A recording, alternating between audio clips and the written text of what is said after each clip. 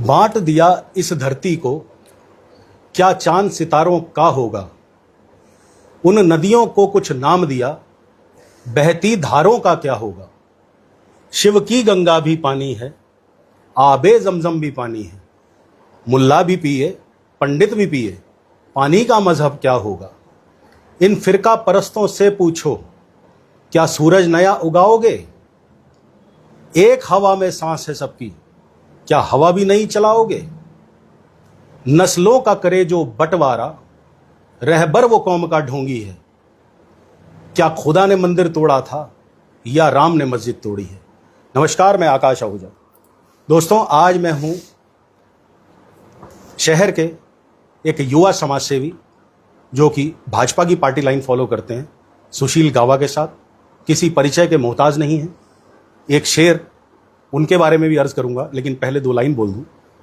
वो यह है कि बीते दिनों शहर में जो उठापटक चली है दुकानों के नाम को लेकर, उसके अलावा एक बच्ची का मोलेस्ट करने का जो प्रयास हुआ उसको लेकर, और सुशील गावा बहुत मुखर रहे हैं उन दोनों मामलों में। यहाँ तक कि अपनी पार्टी लाइन के विपरीत जाकर उन्होंने शहर के वरिष्ठ भाजपा नेताओं से अपील भी करी कि व्यापारियों की ओर भी ध्यान देना आवश्यक है।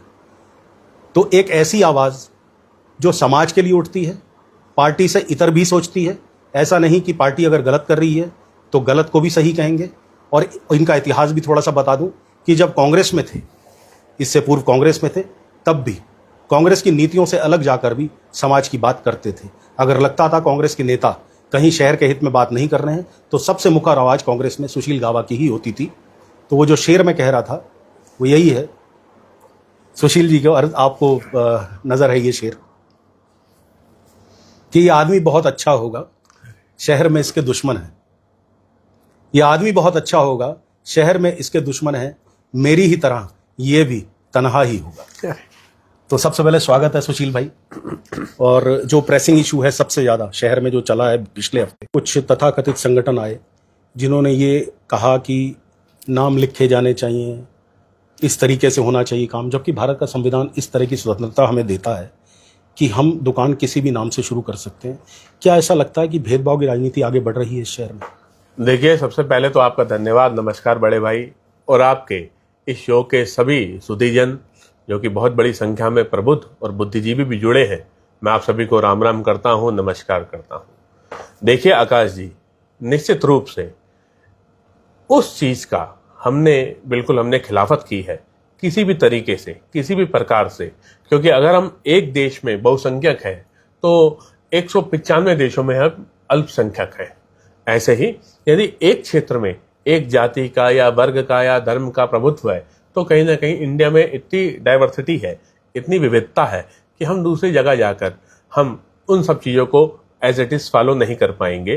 तो इसलिए सबसे बढ़िया चीज़ है कि मिलकर रहो, अपनी डाइवर्सिटी को, अपनी विविधता को, जो कि सबसे बड़ी ताकत है इंडिया की। इसका कारण यह भी है, पाकिस्तान का जो अभी हम सिस्टम देख रहे हैं, वहाँ पर बलूचिस्तान जो है टोटल वो भी मोहम्मडन्स हैं, इस्लाम को मानने वाले, धर्मावलंबी मानने वाले हैं। तो उन्होंने पूरी पाकिस्तान की जो है गवर्नमेंट का खिलाफत की। इमरान समर्थकों ने अपने प्रधानमंत्री की खिलाफत कर दी। बिल्कुल। तो यदि हमें एक होना है तो हमें सबको, सर्वधर्म संभाव को, हमें आपस में भाईचारे को कभी टूटने नहीं देना है। और इसमें आपने कहा कि हमारे दुश्मन अगर बढ़ते भी हैं तो बड़े, हमें परवाह नहीं है। हमें परवाह हिंदुस्तान की है, भारत की है, शांति की है, सद्भाव की है, तरक्की की है, जिसके लिए हम हमेशा लड़ते रहे हैं, लड़ते रहेंगे। नहीं, वो जज्बा तो सुशील भाई मुझे आपको बताने की आवश्यकता है ही नहीं। मैं जानता हूं कि डर नाम की चीज़ नहीं है। आपने विषम परिस्थितियों में जीवन यापन किया, अप एंड डाउन सब कुछ देखा, लेकिन आप अपने प्रिंसिपल से, अपने एथिक्स से कभी नहीं हटे। ये मैंने देखा है। भले ही आपकी जेब खाली हो, लेकिन समाज की सेवा करने से आप कभी पीछे नहीं हटे। मुझे वो दिन भी याद है जब पूरे के पूरे पर्स निकाल के आपने नीडी लोगों को दिए। हालांकि उन चीज़ों का बहुत उल्लेख मैं करना नहीं चाहता यहाँ पर, क्योंकि वो आपके नेचर में है और मुझे लगता है प्रशंसा बहुत ज़्यादा आपको सुहाती भी नहीं है। मैं ये जानना चाह रहा हूँ कि रुद्रपुर को क्यों प्रयोगशाला बनाया जाता है? क्यों ऐसे लोग उठकर आते हैं जिनके पास कोई काम नहीं है, कोई धाम नहीं है, और वो सीधा पहुँचते हैं? वो उनका लगता है कि हमें अगर रातों रात मतलब फेम चाहिए, फेमस होना है, तो हम ऐसा कोई काम करें कि धर्म के मामले में हम कुछ करें। और हमें ऐसा क्यों रुद्रपुर की मानसिकता होती जा रही है? देखिए, जब यह 2 अक्टूबर का दंगा हुआ 2011 में, उसके बाद से उत्तरोत्तर हर चीज़ों में एक शॉर्टकट मिल गया। कई लोगों को कि हम अगर ऐसा कहेंगे तो हमारे पीछे भीड़ खड़ी हो जाएगी, हम ऐसा करेंगे तो हमारे को ऐसा बेनिफिट्स हो सकते हैं। तो निश्चित रूप से एक ऐसी फिजा बना दी गई है, एक शॉर्टकट सा बना दिया गया है। यहाँ तक कि आप ये समझे, आपने बिल्कुल सही कहा, जो लोग जिनके पास रोजगार नहीं था, जिनके पास बहुत ज्यादा संसाधन नहीं था जी, वो लोग अपने आप को इस धारा में बह गए। और मुझे बहुत उनसे बहुत सद्भावना है मुझे, और बहुत मुझे उनसे मतलब एक ऐसा भी अपनापन लगता है कि मैंने कहा नहीं यार ऐसा, क्योंकि उनका जो आगे का भविष्य है मैं देख रहा हूँ वो कालक या अंधकार में है। कोई नेता, कोई अभिनेता, कोई बड़ा बंदा, उसके कोई भी बच्चे आपको ऐसा करते नहीं दिखेंगे। क्यों? क्योंकि उन्हें अपने सिस्टम से और अपने काम में मतलब रहता है। लेकिन यदि हम करते हैं तो हमारे ऊपर जो मुकदमे लगते हैं, हमारे जो व्यक्तिगत लड़ाई झगड़े हो जाते हैं, हमारे ऊपर जो और विविध प्रकार की परेशानियां हमारे परिवार पर आती हैं, तो अंततः हम खाली अपने आप को पाते हैं, अकेला पाते हैं। तो मैं आप सबसे, उन सबसे भी अपील करना चाहता हूं कि दोस्तों, इसका एक अंधी गली है जहां पर घुसना आसान है, निकलना बहुत मुश्किल है। कोई नेता, कोई आपके ऊपर अगर जो केस भी होंगे तो मुझे बताओ कि आपको कौन नेता ने आपकी सहायता की। देखो, बहुत अच्छा रुद्रपुर है, बहुत सुंदर रुद्रपुर है, बहुत कौमी एकता का गुलदस्ता है। तो उसमें आप भी हीरे हो, आपका बहुत बड़ा, हमसे बड़ा योगदान आपका हो सकता है। लेकिन अगर आप पॉजिटिव रहते हैं तो निश्चित रूप से आपको ये फौरी जो तरीके हैं उनको हटाओ। यहाँ पर तरक्की भी बहुत है। आपने अपनी ऊर्जा अगर सही काम में लगा दी तो आपको नेम मिलेगा, फैन मिलेगा, सम्मान मिलेगा। सबसे बड़ी बात, ऊपर वाला, अगर हम राम जी को मानते हैं और हम वहां ऊपर जाके हम क्या शक्ल दिखाएंगे कि हम ये करके आए। तो मैं आपसे अपील करता हूं मेरे दोस्तों, मेरे भाइयों, आप हमारे ही तो हैं, तो आप भी अपनी व्यवसाय पर ध्यान दें, अपने धर्म कर्म में ध्यान दें, लेकिन नेगेटिव चीजों को आपको बचना चाहिए। ऐसी मेरी पर्सनल अपील आप सबसे। देखिए, टॉप ब्रास अभी हालिया जो सबसे ताजा घटनाक्रम है देश का, वो है, हालांकि अभी उस मुद्दे पर बाद में बातचीत करेंगे, भारत पाक की जो टेंशन चली, जो युद्ध जैसा स्थितियां चली हैं, उसमें भी हमारा टॉप ब्रास जो है, जो हमारी टॉप लीडरशिप है, उसने जब सेना की प्रेस कॉन्फ्रेंसेस करी तो देखिए एक चेहरा रिपीटेडली उन प्रेस कॉन्फ्रेंस में आया, वो आया था कर्नल सोफिया कुरैशी का। यस। यानी हमारी सरकार ने, हमारे यशस्वी प्रधानमंत्री मोदी जी ने, हमारे रक्षा मंत्री राजनाथ सिंह जी ने, हमारे गृह मंत्री ने और हमारे सेना के लोगों ने यह संदेश देने का प्रयास किया कि धर्म से सब कुछ ऊपर, धर्म से ऊपर देश है। और सोफिया कुरैशी को बार बार इसलिए लाया गया ताकि लोगों को यह समझ में आए कि हिंदू मुस्लिम आज देश की लड़ाई मिलकर लड़ रहे हैं। तो वो संदेश बॉटम पर क्यों नहीं पहुंच पा रहा? क्यों लोग सिर्फ दुकानों के नाम पर झगड़े करना पहुंच जाते हैं? आपने बहुत अच्छा संदेश दिया, आपने बहुत अच्छी बात कही कि लोगों को अपने व्यवसाय पर, अपने धर्म पर ध्यान देना चाहिए। और मैं भी हमेशा यही कहता हूं कि धर्म निजता का है, प्रतीक है एक आपका, धर्म आपका व्यक्तिगत मामला है। आपका धर्म श्रेष्ठ है, ये आपको सोचने का अधिकार है, लेकिन दूसरा धर्म निकृष्ट है, ये सोचने का अधिकार आपको नहीं, और संविधान भी अलाउ नहीं करता। अब बात करते हैं दूसरी, बाजार को लेकर मैं भी खिलाफत करी। मैंने भी पोस्ट अपनी, आपने देखी होंगी, चलाई कि बाजार में अतिक्रमण बहुत ज्यादा है। आपने उस चीज में दुकानदारों के लिए थोड़ा रिलैक्सेशन मांगा, यहां तक कि आप ओपन मंच पर गए, हजारों लोगों ने आपको देखा और अपनी ही पार्टी की लीडरशिप के लिए से आपने रिक्वेस्ट करी कि बाजार में आकर देखें। क्या जज्बा था उस समय सुशील का, जबकि आप ना बाजार के व्यापारी हैं, आप बाजार के व्यापारी नहीं हैं, लेकिन ऐसा क्या जज्बा था जिसने प्रेरित किया कि व्यापारियों की भी बात होनी चाहिए? देखिए, इस समय बाजार में मुद्दा बहुत है। जो ऑनलाइन शॉपिंग है, ये सब चीजें इन्होंने हमारी कमर तोड़ दी है। व्यापारी सब अपने भाई हैं। दूसरी बात, जो युद्ध की इस समय स्थितियां हैं, उससे भी एक हबड़ा तबड़ी, अफरा तफरी का माहौल है। तीसरी चीज, एकदम अगर आप एक वार्ड की भी 6 गलियों को अगर आप प्रयोगशाला बना देंगे, तो इसमें कहीं ना कहीं उस समाज को लगता है, अरोड़ा समाज और बनिया समाज की सब दुकानें हैं 99% जी, उनको ये लगता है कि हमारे साथ अन्याय हो रहा है। आप पूरब से पश्चिम की तरफ चलें, उत्तर से दक्षिण की तरफ चलें, तो चीज़ों में आपको जस्टिफिकेशन करने की आवश्यकता नहीं है। मैं इनसे पहले वाले जो सुरेश कोहली जी मेयर थे, तब हमारा पूरा बाजार एक हाईकोर्ट के निर्णय के नाम पर टूट गया जी, और हाईकोर्ट के निर्णय के नाम पर टूटा। और हाईकोर्ट कैसे निर्णय हर वार्ड के लिए हैं, हर शहर के लिए हैं, लाल कुआं के लिए हैं, हल्द्वानी के हैं, जो कि बर्फ में ठंडे बस्ते में पड़े हुए हैं। तो व्यापारी को अब जब दोबारा ये हो रहा है तो उनको ये लगता है कि ये हमारे साथ ही क्यों। तो मैंने विकास जी से, हमारे तो बड़े भाई, मेयर वेयर तो अभी बने हैं, तो वो छात्र संघ और हमने राजनीति एक साथ जी की है। बिल्कुल। तो मैंने उनसे रिक्वेस्ट की कि आप आए देखें कि एक जो चीज़ हम खाली करा रहे हैं उसका वहाँ पर क्या दूसरी ठेली या दूसरा गाड़ी तो नहीं खड़ी हो रही है।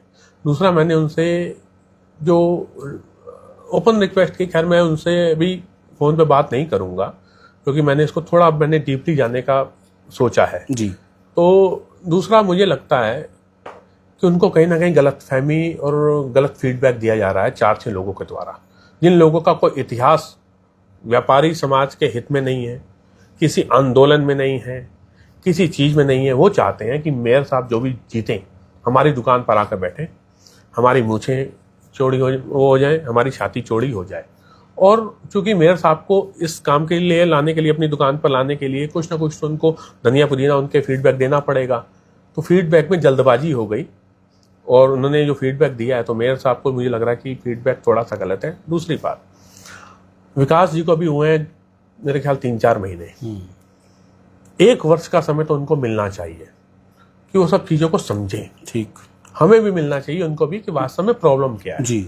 हम जब तात्कालिक हमें लगा कि हमारे पेट में दर्द है तो क्या पता वो क्या है, या हमारे अंगूठे में दर्द है या नाखून में दर्द है, तो हमने नाखून को काटना नहीं है। नाखून को काट दिया, अगर उंगली को काट दिया उंगली में दर्द में, तो फिर चीज़ें वैसे ही ख़त्म हो जाती हैं। तो मेरा उनसे कहना है कि आप थोड़ा डीपली इसमें जाओ। बुद्धिजीवी लोग हैं, जाना चाहिए और जाएंगे, मुझे ऐसा लगता है। और मैं भी अब लगभग मैं सारी दुकानों में पहुंचने का प्रयास करूंगा। आप ही के माध्यम से मैं इसकी आज यहाँ भी बता रहा हूँ, मैं शाम को 5 से लेकर 8-9 बजे तक जितना भी समय मेरे पास रहेगा, क्योंकि मैं अक्सर नोएडा होता हूँ वीकेंड पर, मेरा वहाँ भी कारोबार है, तो मैं एक एक व्यापारी के पास जाना चाहूँगा। कौन 60,000 रुपये महीना ले रहा है, कौन 10,000 ले रहा है, जी। किसका जो 10,000 की सेल होती थी वो ख़त्म हो गई, किसकी दुकान के आगे गाड़ी लगने शुरू हो गई, किसकी दुकान के आगे जो है और तरह की जो है चीज़ें हो गई।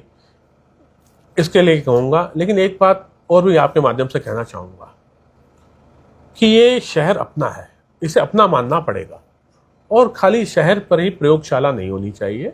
अगर आपको अतिक्रमण हटाना है, 40 के 40 वार्डों के पार्षद को बुलाओ, हमें मत बुलाओ, संजय जी को मत बुलाओ, इनको मत बुलाओ, उनको मत बुलाओ, विधायक जी को मत बुलाओ, अपने 40 पार्षद बुलाओ और 40 पार्षद में एक जो निर्णय हो कि भाई कहाँ से शुरू होगा, कहाँ ख़त्म होगा, किस तरफ से हम पहल करेंगे, किस तरफ से दूल करेंगे।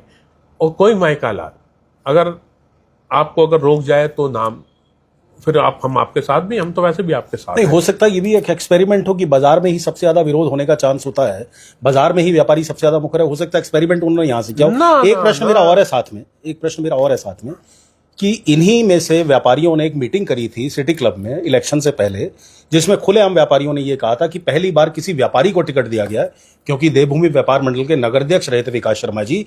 हम पूरा व्यापारी वर्ग जो है वो विकास शर्मा को समर्थन देता है। तो क्या आज की तारीख में, चूंकि आप व्यापारियों से मिलते हैं, कहीं ऐसा लगता है कि वो ठगे गए हैं?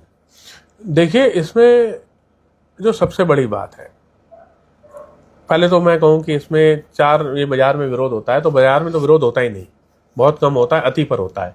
बाजार पूरा टूट गया, आप लाल कुआं जाओ या कहीं जाओ, आप ऐसा करा के या कुछ करके देखो, या आप नहीं कर पाएंगे, या फिर जो नजूल वाला है यहाँ पर बैठे हैं जगह, अगर आप ईंट तोड़ेंगे तो जो विरोध जो होता है, फिर वहां आप देखेंगे कि विरोध होता क्या है। विरोध नहीं कर पा रहे, विरोध करने होता तो 10 दिन बाजार बंद हो जाते। व्यापारी अपनी सामूहिकता की ताकत को खोने की कीमत चुकाता रहा है पिछले 10 साल से, और आगे भी चुकाता रहेगा अगर एक नहीं होगा तो। दूसरा जो है, 10, 20, 50, 100 व्यापारी अगर कहीं भी सिटी क्लब इकट्ठे हो, कुछ हो, वो एक अलग सिस्टम है। लेकिन चूंकि मेयर बन गए हैं, तो अगर एक भी व्यापारी ने वोट दिया हो या सारे ने दिया हो, आप मेयर सबके हैं, तो मुझे लगता है कि आप बातों को गंभीरता से लेंगे।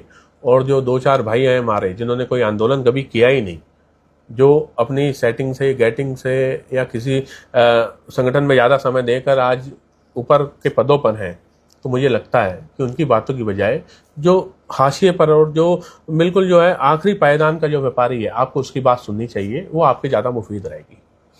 दोस्तों, मेरी आपसे एक रिक्वेस्ट है कि इस कंटेंट को आपने थंबनेल से देख लिया है कि सुशील गावा और मेरी अब तक क्या बातचीत हुई है और आगे भी क्या होने वाली है। मेरी आपसे रिक्वेस्ट है, अगर आपको लग रहा है कि ये बातचीत लोगों तक पहुंचनी चाहिए तो प्लीज पोस्ट को शेयर करते रहें। अब एक तीसरा अहम सवाल, नैनीताल में एक रेप केस होता है, इतना जबरदस्त एजिटेशन होता है, यहाँ तक कि जिस धर्म को व्यक्ति रिप्रेजेंट करता है, सीधी तौर पे बता रहा हूँ, मुस्लिम धर्म से वो आता है, नैनीताल में दुकानें तोड़ी जाती हैं उसी धर्म के लोगों की, घर तोड़ने के ऑर्डर हो जाते हैं, एजिटेशंस निकलते हैं, हनुमान चालीसा का पाठ होता है। और मुझे लगता है कि शायद राम की बात करना आपके आगे तो इसलिए बेमानी है कि आपने तो अपने हनुमान होने का सबूत स्वयं दे दिया अयोध्या जाकर, पैदल जाकर, तो आपकी भक्ति, आपके हिंदुत्व पर तो कोई सवाल नहीं उठता। लेकिन जिस 5 साल की बच्ची को अभी मोलेस्ट करने का प्रयास किया, आप वहां पहुंचे, हमारी दीदी बत्रा जी, रजनीश दीदी पहुंची वहां पर, पुलिस ने केस भी किया, गिरफ्तार किया उसको, लेकिन कोई एजिटेशन रुद्रपुर में देखने को नहीं मिला कि उस वहशी दरिंदे को सजा होनी चाहिए जैसा एजिटेशन नैनीताल में देखने को मिला। क्या आपको लगता है कि बलात्कार जैसा जघन्य कांड भी अब एक चश्मे से देखा जाने लगा है? देखिए, इसमें 2 पार्ट है, एक तो धर्म से जोड़कर और एक ऐसा रिएक्शन क्यों नहीं हुआ। मैं पहले रिएक्शन की बात बताता हूँ जी। हल्द्वानी, नैनीताल, अल्मोड़ा, इन सब का पानी अलग है। कैसे अलग है कि वहाँ लोग एक दूसरे को दुख दर्द में शामिल होते हैं। उनको अगर कोई सही लगता है तो सही बोलते हैं, गलत लगता है गलत बोलते हैं। अगर वहाँ यहाँ पर आप देखें, रुद्रपुर के मैं माध्यम से ले रहा हूँ, अगर आप सही काम कर रहे हैं तो भी आपको 50% लोग हाँ या ना, मतलब वो समझ लो कि वो लेसन, मतलब 200-300 लोग हैं जो रिएक्ट करते हैं, 200-300 लोग जो है ये रिएक्ट करते हैं, जबकि वहाँ पर सामूहिकता में जो है रिएक्ट होता है। बिल्कुल। यहाँ के हमारे जो है जो समाज है वो देखना पसंद करता है, रिएक्शन करना पसंद नहीं करता है। क्यों? क्योंकि उसे लगता है कि अरे मैं क्यों आगे बढ़ूं। पूरे समाज की बेदर्दी, जो चीजें खराब हो रही हैं, उसका सबसे बड़ा कारण है सामूहिकता नहीं। अगर एक कहीं भी कोई काम होता है और 500 लोग इकट्ठे हो जाएं तो गलत काम करने वाला 100 बार सोचता है, इसलिए ये सब चीजें यहाँ बढ़ रही हैं। तो सामूहिकता की कमी, समाज में एका की कमी, समाज में अपनत्व की कमी, इन सब चीजों में इसका कारण है कि हम यहाँ पर बहुत ज्यादा इकट्ठे नहीं होते। आपने पानी की बात करी, क्या सिडकुल के आने के बाद पानी बदल गया? हाँ, सिडकुल के चूंकि पहले जो है बहुत नजदीक थे हम और बहुत ज्यादा आपस में, आप मेरे प्रश्न का मर्म समझ गए हैं। बिल्कुल। तो सिडकुल के आने के बाद क्या हुआ, एक तो व्यापार में अनाप शनाप, कोई बढ़ गया तो बढ़ गया, नीचे गिर गया तो एक तो अपने लोग जो ज्यादा व्यस्त हो गए। दूसरी बात, जो सिडकुल के आने के बाद बहुत बड़ी जनसंख्या हो गई। पहले जब हम छात्र संघ का मैं उपाध्यक्ष था 2005-2006 में, अगर हम कॉलेज चले गए तो हमारा हाथ थक जाता था, हाथ मिलाते मिलाते कंधा दर्द हो जाता था। इंदिरा कॉलोनी चले जाते थे, कैंप में हम पूजा में आते थे, हर व्यक्ति जानने वाला था, हर व्यक्ति जानने वाला। आज आप दर्दड़ाते हुए निकल जाओ, जबकि हम उससे ज्यादा समय दे चुके हैं। तो कतिपय लोगों को छोड़कर हम सब चूंकि मजदूर हैं या कुछ है, तो उससे एक जो है बहुत बड़ा फर्क पड़ गया। अब रही बात जो 3-4 दिन पहले घटनाक्रम हुआ, इस घटनाक्रम में एक तो सामूहिकता की कमी तो अपने अंदर है ही। दूसरी बात, कई लोगों ने हिंदू मुस्लिम एंगल देखा। मुझे शर्म आ रही है इस कैमरे के सामने कहते हुए। फोन आता है, भैया, तो जैसे अभी आपका मीटिंग में ही आ रहा था, तो भैया हाँ कौन है, फिर वो क्या कहूं, मुस्लिम है क्या? बिल्कुल ठीक। अरे तुम्हें क्या हो गया है? अरे भाई, मेरे भाई हैवान है वो, भले इस धर्म का, भले उस धर्म का, भले किस धर्म का, हैवान हैवान है। अब आप ये समझे, उसमें जो है, क्योंकि वो बेचारे 3 महीने 4 महीने 5 महीने पहले वो आए हुए थे, जिनका परिवार में हुआ, बच्ची के पिता से बहुत गरीब परिवार है, और जो दूसरा बंदा है वो 3 महीने पहले आया हुआ है। तो मतलब कि लोगों ने जैसे धड़पकड़ करी, उसे पकड़ लिया, क्योंकि वहाँ बहुत ज़्यादा चीख चिल्लाई हुई और जो वस्त्र वगैरह का मामला था। तो जनता ने देखा कि हमारा इससे क्या मतलब है। जनता की जो चीज़ है कि वो दूसरे की पीड़ा में सहायता नहीं करनी चाहती, उठती नहीं, और जब अपनी बारी आती है तो अपने आप को निरीह पाती है। अगर यही व्यापार मंडल, यही हमारे व्यापारी भाई बहुत दूर अगर कोई घटना हो रही है, अगर अपना रिएक्शन देते तो आज इनके लिए बहुत सारे लोग खड़े होते। आज यही हमारा व्यापार मंडल अगर जो पीड़ित बार की घटना है या उसमें है, क्योंकि मैं देख रहा हूँ कि मुखर हो चुका है व्यापार मंडल, लेकिन उनको भी थोड़ा सा अपने दायरे से बाहर निकलना, सीमित हो गए, लेकिन बाहर निकलना पड़ेगा। मेरी संजय भाई से बात होती रहती है कि अपने आप को थोड़ा अब इसमें सिस्टम में लाओ, एक्सपैंड करो, प्रसार करो थोड़ा। और दूसरी बात, मैं आम जनता से भी अपील करना चाहूंगा, अगर इंदिरा कॉलोनी में कोई घटना हो तो कैंप बोले, कैंप में कोई घटना हो प्रीत बिहार बोले, प्रीत बिहार की कोई घटना हो आवाज विकास बोले।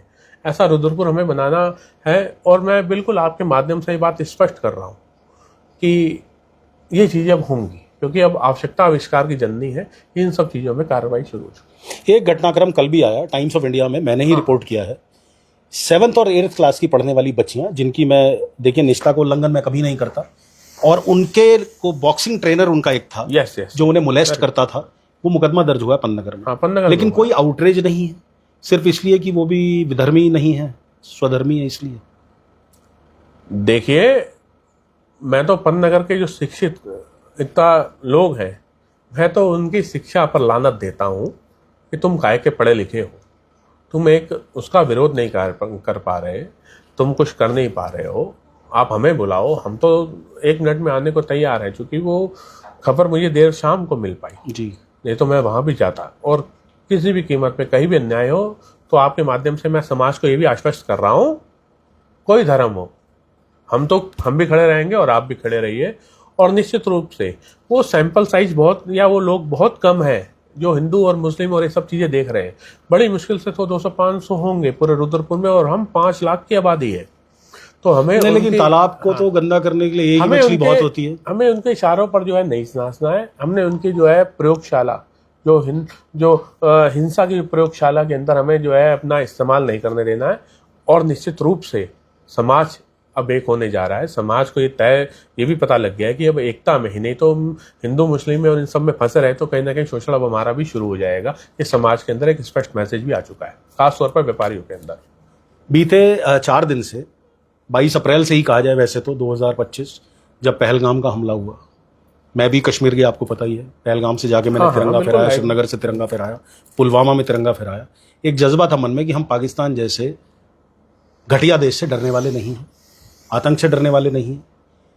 पाकिस्तान ने यह प्रयास किया, जिस तरीके से कलमा पढ़ना, कपड़े उतारने की बात की गई कि आतंकियों ने किया, यह फैलाने का प्रयास किया कि हिंदू मुस्लिम, फिर से वही सांप्रदायिकता। तो कहीं ना कहीं सिमरिंग टॉपिक है हिंदुस्तान में। अब आते हैं 4 दिन से, जब ऑपरेशन सिंदूर शुरू होता है, हमारी सेनाओं ने अपना पराक्रम दिखाया, पीओके में जाकर आतंकी ठिकाने ध्वस्त किए। एक देश में नई चेतना का संचार हुआ, स्वाभिमान का संचार हुआ। और हम ये देख रहे हैं कि 4 दिन से जो वेले राम फजूल चंद लोग हैं, जो खाली लोग हैं, जिनका टारगेट ये रहता है, जैसे आपने फोन का बताया कि फोन आया कि भैया वो जो मोलेस्टेशन हुआ है, क्या नाम क्या है, धर्म क्या है, अब वो जो लाइन ऑफ फायर था उनका, वो हट के पाकिस्तान की तरफ हो गया। लेकिन एक बहुत बड़ा नाटकीय घटनाक्रम कल होता है। हालांकि आपकी पार्टी लाइन का मैं सम्मान करता हूं, मैं भी युद्ध का पक्षधर नहीं हूं। व्यक्तिगत तौर पर एज अ समाज सेवी मैं सुशील गावा से यह जानना चाहता हूं कि जिस देश में प्रॉक्सी वॉर्स में, छद्म युद्ध में, फिदाइन हमलों में सैकड़ों जाने ऑलरेडी बीते 10 सालों में जा चुकी हैं, चाहे पुलवामा का अटैक हो, चाहे पठानकोट का अटैक हो, चाहे उड़ी का अटैक हो, चाहे 26/11 पुराना वाला आप ले लीजिए, और उसके बाद पाकिस्तान की शेलिंग, क्या सीज फायर आपको लगता है सही डिसीजन है? नहीं, बिल्कुल भी नहीं। अब चूंकि जब इतना हम आगे बढ़ चुके थे तो हमें कहीं ना कहीं एक निर्णायक जंग लड़नी थी, क्योंकि अब मौका नहीं मिलेगा। इसके बाद ये स्पष्ट हो गया है, मौका इसलिए नहीं मिलेगा, अभी तक हम 2 देशों में तीसरे देश की मध्यस्थता हमने स्वीकार नहीं कभी भी। बिल्कुल, मैंने पूरी हिस्ट्री देखी कि इससे पहले कब मध्यस्थता किसी देश ने भारत और पाकिस्तान में की, तो नहीं की। तो अब चूंकि अमेरिका भी आ गया है और आगे जो चीज़ें और बढ़ती जा रही हैं, तो ये एक ऐसा मौका था जब हम आतंकवाद रूपी सर्प को, नाक को, काले नाक को अपने पैरों तले कुचल सकते थे। उसके जन्मदाता देश पाकिस्तान को हम टुकड़े टुकड़े कर देते हैं, क्योंकि बलूचिस्तान वालों ने अपना स्टैंड ले लिया था। हाँ, बिल्कुल, बीएलए खड़ी हुई थी, बलूचिस्तान लिबरेशन आर्मी, मैंने आपको फिर बताया, और खैबर पख्तूनख्वा में पश्तून आपके साथ खड़े थे पूरे। मैंने बताया इस्लाम के सब धर्मावलंबी हैं वहां लगभग पाकिस्तान में। उसके बावजूद इमरान के समर्थकों ने ये कहा कि इमरान को छोड़ो। उन्होंने ये नहीं कहा कि पाकिस्तान के प्रधानमंत्री के साथ हम हैं। बिल्कुल। और इसके उलट पूरे इंडिया में हिंदू हो, मुस्लिम हो, सिख हो, ईसाई हो, कर्नल से लेकर कोई आम जनता हो, कोई मार्शल से लेकर कोई मजदूर हो, सब एक थे अपने प्रधानमंत्री जी के लिए। बिल्कुल बिल्कुल। राहुल गांधी जी का वक्तव्य मैं देख रहा था, खड़गे साहब का मैंने वक्तव्य देखा, और मैं बिल्कुल स्पष्ट हो गया, मुझे लग गया इस बार जो है आर्य पार होंगी। लेकिन ऐसा नहीं हो पाया। इससे हमें एक जो लगता था कि अब हमले रुकेंगे, तो मुझे लगता है कि अब एक लंबा समय हम हमलों का सामना भी करने के लिए हमें तैयार रहना चाहिए। सीज फायर से कहीं ना कहीं सेना का मनोबल टूटा है। मैं बहुत दुखी था कल, क्योंकि मैं खुद एनडीए सेलेक्टेड हूँ 95 में, तो मुझे राष्ट्र से बहुत प्रेम है। मैं राष्ट्रवादी व्यक्ति हूँ, मैं जिंगोइस्ट नहीं हूँ। मैं ऐसा नहीं हूँ कि मैं धर्म के नाम पर या राष्ट्र के नाम पर किसी की हत्या करने चला जाऊं, लेकिन मुझे राष्ट्र से बड़ा अपना प्रेम है। कल मुझे ये दुख था, क्योंकि मैं सैनिकों के युद्ध से पहले के वीडियोस भी देख रहा था, जो आइसक्रीम खाते हुए ये तक कह रहे थे कि वापिस आए ना आए हमें नहीं पता, लेकिन हम लाहौर से ही खबर भेजेंगे तिरंगा फहराकर। तो क्या मनोबल नहीं टूटेगा सेनाओं का, जो सर पे कफन बांध के लड़ रही थी? देखिए, सेना हमारी बहुत प्रोफेशनल है। सेना हमारी स्वयं निर्णय नहीं लेती। ये पाकिस्तान की सेना नहीं है कि जो जब चाहे तब चाहे और अपने ISI के कहने पे चल पड़े। सेना, हमारे भारत का राष्ट्र एक संप्रभु राष्ट्र है। सेना जो कि हमारे राष्ट्रपति, रक्षा मंत्रालय, प्रधानमंत्री जी के तरफ से जो उनको आदेश होता है, तो उनके मनोबल में कमी नहीं आई होगी, ऐसा मुझे लगता है, क्योंकि वो बहुत पराक्रमी सेना है। वो चीज़ों को बेहतर डील कर रही थी, लड़ रही थी, समझ रही थी। और सेना हमेशा इन सब चीज़ों से ऊपर, उनको एक पता है, तिरंगा, तिरंगा जिसके हाथ में है, तिरंगा प्रधानमंत्री के हाथ में है। प्रधानमंत्री जी ने जो कह दिया वो हमें निर्णय करना है। तो सेना के प्रति मैं बिल्कुल आश्वस्त हूँ। उनके होने से ही हमें सुरक्षा महसूस हो रही है, उनके होने से ही हमारी सीमाएं सुरक्षित हैं। तो सेना निश्चित रूप से प्रोफेशनल आर्मी है। ये इंडिया की आर्मी, उसको एक ही सिंगल लाइन का जो ऑर्डर होता है उसको फॉलो करना है। और मुझे पूर्ण आशा है कि हमारे वीर सैनिक हमेशा जब भी आवश्यकता पड़ेगी तो पुनः विद इन मिनट्स वो बिल्कुल रेडी है, तैयार है। इंटरव्यू के अंतिम पड़ाव में पहुंच रहे हैं। एक चीज़, बातों से मैं कुछ हद तक संतुष्ट हूँ व्यापारियों को लेकर, लेकिन मुझे बहुत घोर आपत्ति है जो व्यापारी ग्रीन बेल्ट पर कब्जा करके बैठते हैं। बिल्कुल। ऐसा क्या संदेश आप देंगे व्यापारियों को कि सांप भी मरे और लाठी भी ना टूटे? कस्टमर कैसे आएगा जब आप अपनी दुकानों को स्वच्छ नहीं रखेंगे, बाजार को स्वच्छ नहीं रखेंगे? बाजार में कस्टमर को पता है कि मैं निर्बाध तरीके से नहीं चल सकता, तो ऑब्वियस सी बात है वो ऑनलाइन जाएगा। देखो, ये अति का ही अंत है, लेकिन अति को अति से नहीं काटा जा सकता, आग को आग से नहीं बुझाया जा सकता। बिल्कुल बिल्कुल।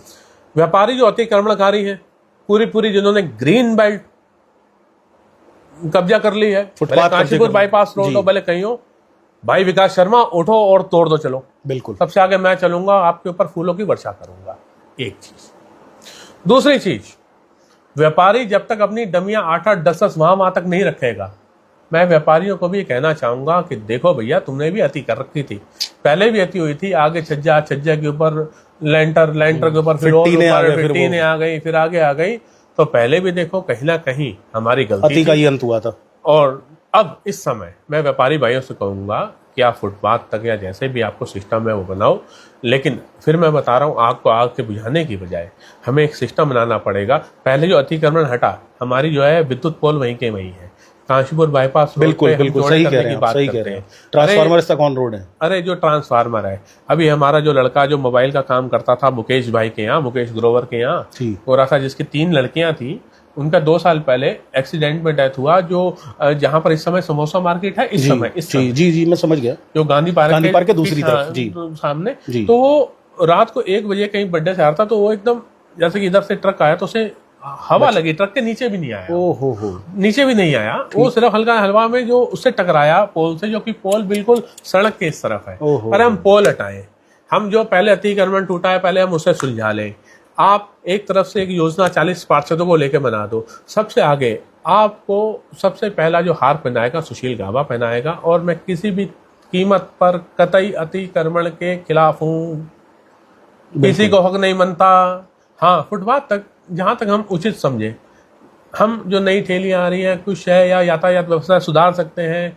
आगरा चाट भंडार हमारे पूरे मार्केट का एक सर का ताज तो नहीं कहेंगे, लेकिन नगीना जरूर था, जीव का ताज था। और हम आपको बताएं, 10वीं बार ऐसा हुआ कि मैं आगरा के यहाँ गोलगप्पे खाने गया और मैंने सामने इधर प्रकाश वाले हैं, जर्नल वाले जी, उनसे मैंने कहा यार साबुन निकाल दो, ये निकाल दो, वो निकाल दो। दुकानदारी बढ़ती है उससे। और कई बार होता है कि हम अरे यार एक पेन उठा लेते हैं सामने अजय भाई से, है ना। जी जी जी। ऐसे हमारे सदाबहार वाला सोनू चाट भंडार, जी जी जी, हम सदाबहार वाले क्या गए, तो सामने हमने अनेजा वाले से मट्ठी ले ली, बिल्कुल बिल्कुल, विशाल से जी।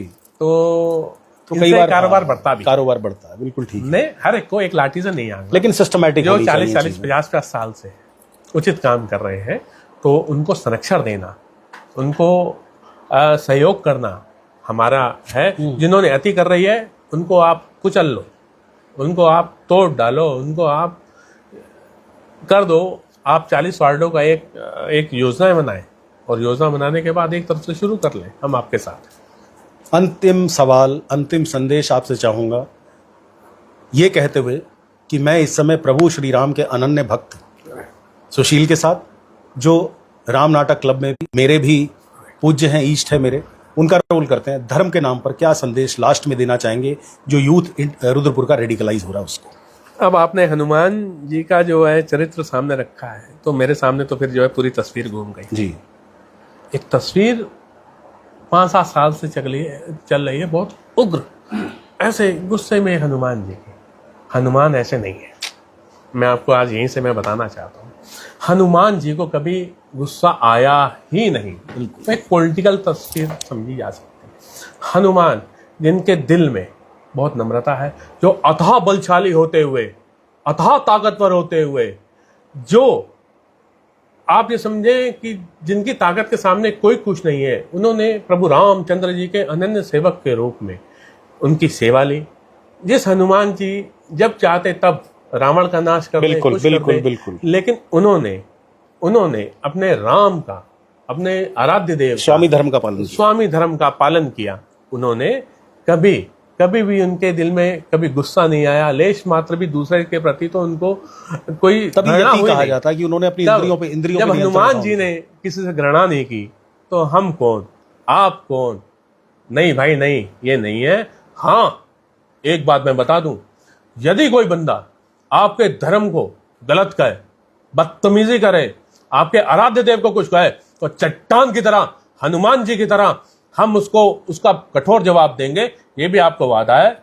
जिस दिन आप जितने भी हमारे दोस्त हैं, अगर वो किसी ऐसे बंदे में जिन्होंने हमारे धर्म का अपमान किया हो, कुछ किया हो, अगर उसके खिलाफ कहीं जाते हैं, लड़ते हैं, तो मैं बिल्कुल आपके भी साथ हूं।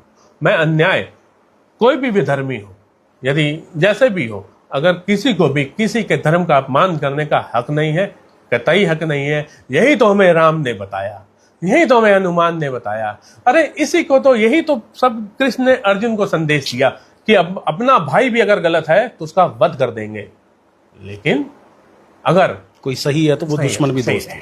तो इसी को मैं कहता हुआ, आप अगर सच्चे अगर धर्म शास्त्र पढ़ोगे तो आप इन सब चीजों से अपने आप ऊपर उठ जाओगे, ऐसा भी मुझे लगता है। धर्मशास्त्र नफरत नहीं कभी सिखाई, लेकिन सुशील जी की बात पर मुझे रामायण की एक चौपाई याद आई कि धर्म हेतु छल कपट में कोई नहीं बुराई, बाली हंता श्री राम ने नीति यही अपनाई। तो अधर्मी का नाश करने के लिए धर्म अवश्य कहता है, लेकिन ऐसा कभी नहीं कहता कि अपने धर्म को श्रेष्ठ समझो, बिल्कुल समझो, और दूसरे को निकृष्ट समझो। ये दोनों बातें साथ में नहीं चलती। तो मुझे अपने छोटे भाई और इस शहर के ऐसे समाजसेवी जिसकी मैं दिल से इज्जत करता हूं, जिसे मैं बहुत प्यार करता हूं, उनके साथ ये वार्तालाप करके मुझे बहुत अच्छा लगा। और दोस्तों, अगर आप लोगों को ये साक्षात्कार सुशील का पसंद आया तो प्लीज़ इसे अधिक से अधिक शेयर करिए, क्योंकि जीवन प्रेम का दूसरा नाम है और सुशील ने आज प्रेम का ही संदेश दिया है। तो प्लीज़ इस पोस्ट को अधिक से अधिक शेयर करें। बहुत बहुत धन्यवाद सुशील भाई, आप सभी का भी। भारत माता की जय। बोल सियावर रामचंद्र की जय, भारत माता की जय। और सब हम एक हैं, एक मुट्ठी हैं। जय जय श्री राम। जय जय श्री राम।